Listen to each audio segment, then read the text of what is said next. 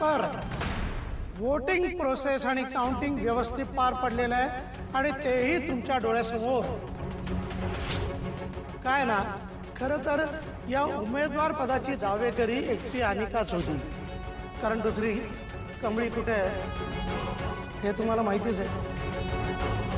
पण हा, मतदान प्रक्रियेमध्ये काही कमी पडायला नको म्हणून आपण मतदानाची प्रक्रिया पूर्ण केलेली आहे।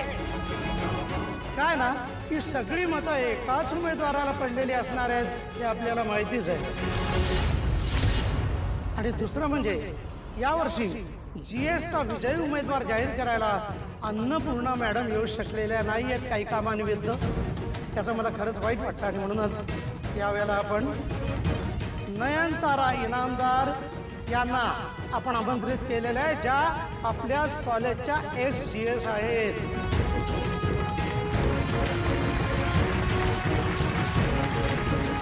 बरं सांगतो, नयनतारा इनामदार म्हणजे फार मोठ्या बिझनेस वुमन आहेत।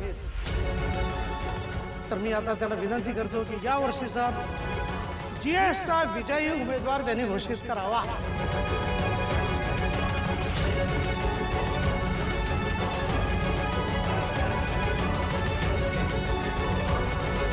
जीएस इलेक्शन्सच्या विनरचं नाव आहे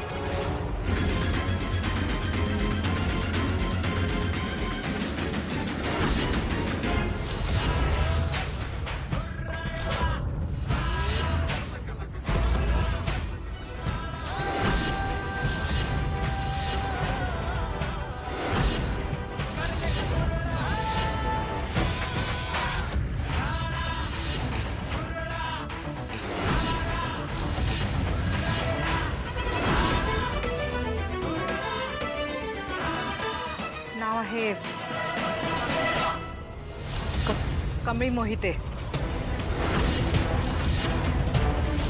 What? सर हे कसं काय असू शकतं? ही मुलगी क्रिमिनल आहे, जेलमधून पळाली आहे आणि ही कशी काय जिंकू शकते? कशी काय म्हणजे? मॅडम, आम्ही तिलाच वोट देऊन जिंकवले म्हणून।